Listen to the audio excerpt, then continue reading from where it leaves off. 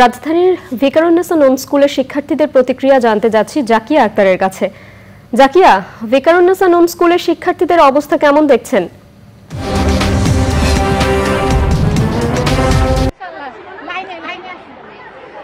প্রিয়াঙ্কা যেমনটি বলছিলেন, আমি ঠিক 3 ঘন্টা ধরে ভিকারুন্নেসা নূন স্কুল অ্যান্ড কলেজে আছি। এখানকার রেজাল্ট আসলে তুলনামূলক খুবই ভালো হয়েছে। তারা বলেছেন 1295 জন স্টুডেন্ট পরীক্ষা দিয়েছেন, তাদের মধ্যে 1261 জন পরীক্ষার্থী পাশ করেছেন এবং পাশের হার 94.848% এবং এখানে 1228 জন জিপিএ 1528 জন জিপিএ 5 পেয়েছেন। তো এই মুহূর্তে আমরা আছি আসলে যেহেতু 3 ঘন্টা ধরে আসলে রেজাল্টের একটা উল্লাস ছিল, তো আমরা এখানে কিছু শিক্ষার্থীদের সঙ্গে একটু কথা বলি যারা জিপিএ 5 পেয়েছেন।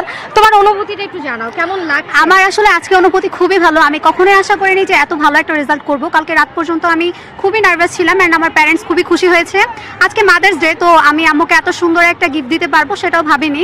তো গোল্ডেন পেয়ে আমি খুবই খুশি। একটু জানতে চাই, অভিভাবক হিসেবে মানে এই সফলতা আসলে শুধু শিক্ষার্থীর না, আপনারও কেমন লাগছে? আমি আসলে এইবার আমার 2 নাতনি মানে আমার নাতনিদের জন্য আশা। আমার বড় মেয়ে এখানে পাশ করে বের হয়েছে, ও জার্মানি পড়াশোনা করতেছে, আর ছোটটা সামনে ইন্টার পাস করবে, এটার আশায় আছি। আমি এরকম এক সময় আপনাদের সামনে আসব।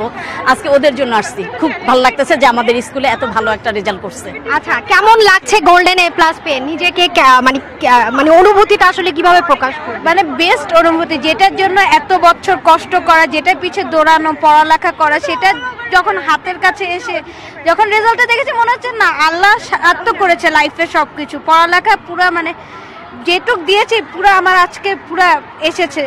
জিপিএ 5টা পাওয়ার সবসময় আশা ছিল যে না, বড় আপু যেহেতু জিপিএ 5 প্রতি বছর গোল্ডেনের ছিল, যে স্কুলেও স্ট্যান্ডের ছিল, না আমরাও করতে হবে ওইটার জন্য। মানে যে কষ্টটা ওইটা দেখে রাত্রেবেলা তো ঘুম হয় না, টেনশনে যে কি হবে রেজাল্ট। আজকে সকালে রেজাল্টটা দেখে না মনে হলো না বেস্ট, আমার লাইফের বেস্ট রেজাল্ট। প্রিয়াঙ্কা যেমনটি বলছিলেন, তবে ভিকারুন্নেসা নূন স্কুল অ্যান্ড কলেজের অধ্যাপক তিনি বলেছেন আমাদেরকে আসলে তুলনামূলক রেজাল্ট এবারে এখানে খারাপ হয়েছে, কারণ শিক্ষার্থীদের করোনার পরে আসলে ক্লাসমুখে করা যায়নি এবং আরও একটি কারণ জানিয়েছে তারা, যে এবার ফুল সিলেবাসে আসলে পরীক্ষা হওয়ার কারণে কিছুটা শিক্ষার্থীরা আসলে পরীক্ষা তেমন ভালো দিতে পারেনি। তবে তারা আশা করছেন আগামীতে যারা পরীক্ষা দিবেন তারা ক্লাসমুখী হবেন, তারা বেস্ট দেওয়ার চেষ্টা করবেন। তো প্রিয়াঙ্কা, আমার কাছে ছিল এটি।